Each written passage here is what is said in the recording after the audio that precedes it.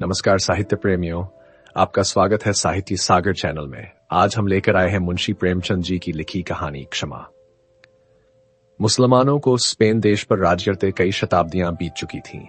कलीसाओं की जगह मस्जिदें बनती जाती थीं, घंटों की जगह अजान की आवाजें सुनाई देती थीं।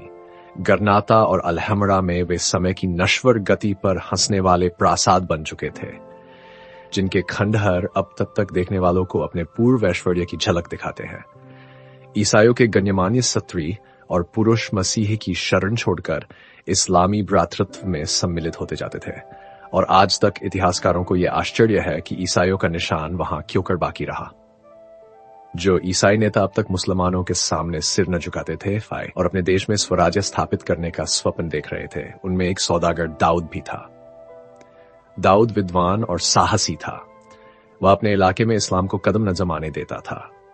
दीन और निर्धन ईसाई विद्रोही देश के अन्य प्रांतों से आकर उसके शरणागत होते थे और वह बड़ी उदारता से उनका पालन पोषण करता था। मुसलमान दाऊद से सशंक रहते थे। वे धर्म बल से उस पर विजय न पाकर उसे अस्त्र बल से परास्त करना चाहते थे, पर दाऊद कभी उनका सामना न करता। हां, जहां कहीं ईसाइयों के मुसलमान होने की खबर पाता, हवा की तरह पहुंच जाता और तर्क या विनय से उन्हें अपने धर्म पर अचल रहने की प्रेरणा देता। अंत में मुसलमानों ने चारों तरफ से घेरकर उसे गिरफ्तार करने की तैयारी की। सेनाओं ने उसके इलाके को घेर लिया। दाऊद को प्राण रक्षा के लिए अपने संबंधियों के साथ भागना पड़ा। वह घर से भागकर गरनाता में आया, जहां उन दिनों इस्लामी राजधानी थी। वहां सबसे अलग रहकर वह अच्छे दिनों की प्रतीक्षा में जीवन व्यतीत करने लगा। मुसलमानों गुप्तचर उसका पता लगाने के लिए बहुत सिर मारते थे। उसे पकड़ लाने के लिए बड़े इनामों की विजिट जब्ती निकाली जाती थी, पर दाऊद की टोह न मिलती थी। एक दिन एकांतवास से उकताकर दाऊद गरनाता के एक बाग में सैर करने चला गया। संध्या हो गई थी। मुसलमान नीची अबाएं पहने, बड़े बड़े अमामे सिर पर बांधे, कमर से तलवार लटकाए रबिशों में टहल रहे थे। स्त्रियां सफेद बुरके ओढ़े, जरी की जूतियां पहने बेंचों और कुर्सियों पर बैठी हुई थीं। दाऊद सबसे अलग हरी हरी घास पर लेटा हुआ सोच रहा था कि वह दिन कब आएगा जब हमारी जन्मभूमि इन अत्याचारियों के पंजे से छूटेगी। वह अतीत काल की कल्पना कर रहा था जब ईसाई स्त्री और पुरुष इन रबिशों में टहलते होंगे, जब यह स्थान ईसाइयों के परस्पर वागविलास से गुलजार होगा। सहसा एक मुसलमान युवक आकर दाऊद के पास बैठ गया। उसे सिर से पांव तक अपमानसूचक दृष्टि से देखकर बोला, क्या अभी तक तुम्हारा हृदय इस्लाम की ज्योति से प्रकाशित नहीं हुआ? दाऊद ने गंभीर भाव से कहा, इस्लाम की ज्योति पर्वत श्रृंगों को प्रकाशित कर सकती है, अंधेरी घाटियों में उसका प्रवेश नहीं हो सकता। उस मुसलमान अरब का नाम जमाल था। यह आक्षेप सुनकर तीखे स्वर में बोला, इससे तुम्हारा क्या मतलब है?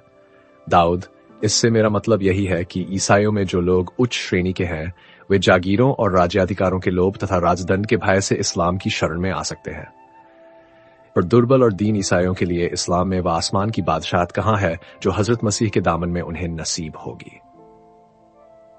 इस्लाम का प्रचार तलवार के बल से हुआ है, सेवा के बल से नहीं। जमाल अपने धर्म का अपमान सुनकर तिलमिला उठा। गर्म होकर बोला, यह सर्वथा मिथ्या है। इस्लाम की शक्ति उसका आंतरिक भ्रातृत्व और साम्य है, तलवार नहीं। दाऊद, इस्लाम ने धर्म के नाम पर जितने उसकी सारी मस्जिदें डूब जाएंगी। जमाल, तलवार ने सदा सत्य की रक्षा की है। दाऊद ने अविचलित भाव से कहा, जिसको तलवार का आश्रय लेना पड़े वह सत्य ही नहीं। जमाल जातीय गर्व से उन्मत्त होकर बोला, जब तक मिथ्या के भक्त रहेंगे तब तक तलवार की जरूरत भी रहेगी। दाऊद, तलवार का मुंह ताकने वाला सत्य ही मिथ्या है। अरब ने तलवार के कब्जे पर हाथ रखकर कहा, खुदा की कसम, अगर तुम निहत्थे न होते तो तुम्हें इस्लाम की तौहीन करने का मजा चखा देता। दाऊद ने अपनी छाती में छिपाई हुई कटार निकालकर कहा, नहीं, मैं निहत्था नहीं हूं। मुसलमानों पर जिस दिन इतना विश्वास करूंगा उस दिन ईसाई न रहूंगा। तुम अपने दिल के अरमान निकाल लो। दोनों ने तलवारें खींच ली, एक दूसरे पर टूट पड़े। अरब की भारी तलवार ईसाई की हल्की कटार के सामने शिथिल हो गई। एक सर्प की भांति फन से चोट करती थी, दूसरी नागिन की भांति उठती थी, लहरों की भांति लपकती थी, दूसरी जल की मछलियों की भांति चमकती थी।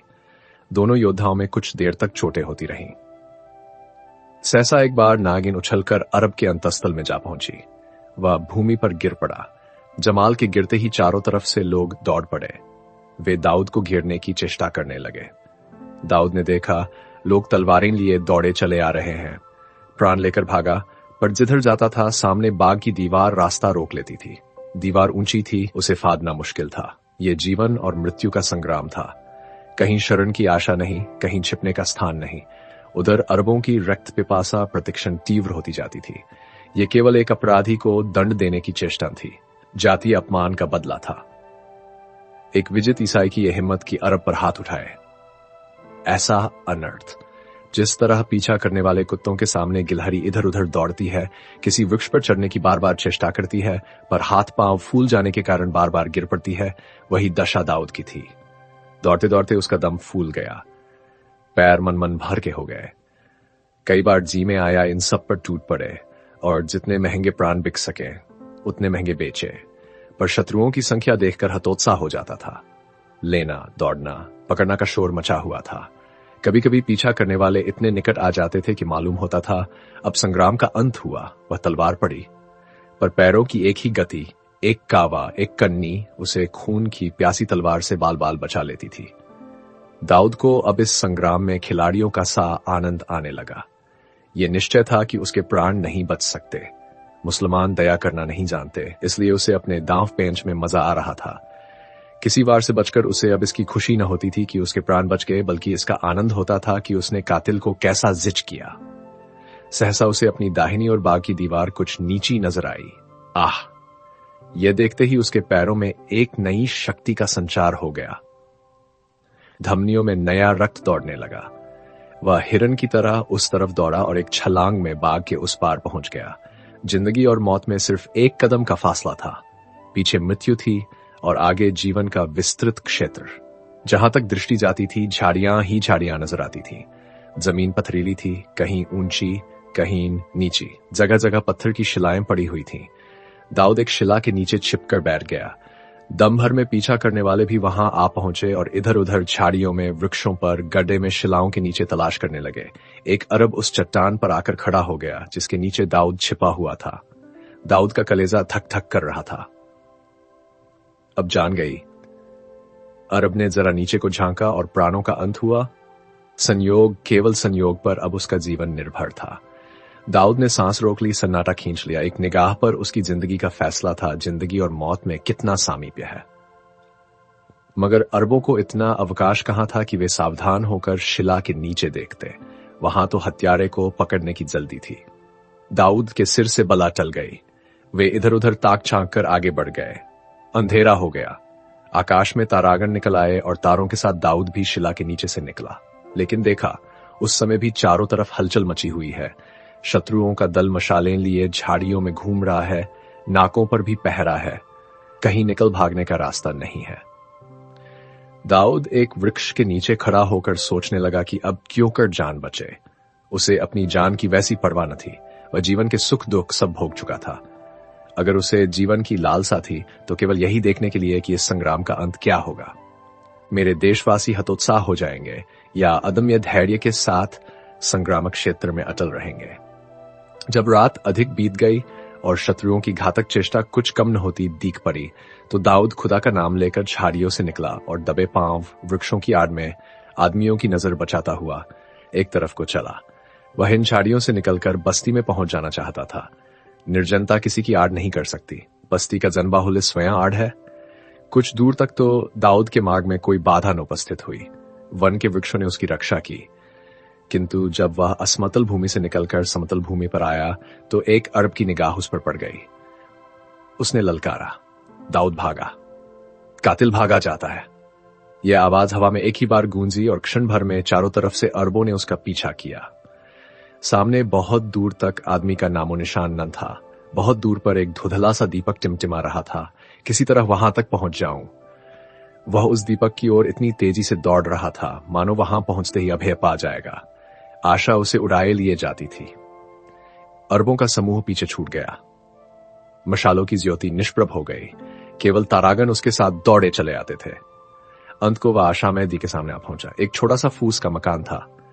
एक बूढ़ा अरब जमीन पर बैठा हुआ रेहल पर कुरान रखे उसी दीपक के मंद प्रकाश से पड़ रहा था। दाऊद आगे न जा सका। उसकी हिम्मत ने जवाब दे दिया। वह वहीं शिथिल होकर गिर पड़ा। रास्ते की थकन घर पहुंचने पर मालूम होती है। अरब ने उठकर कहा, तू कौन है? दाऊद एक गरीब ईसाई। मुसीबत में फंस गया हूं, अब आप ही शरण दें तो मेरे प्राण बच सकते हैं।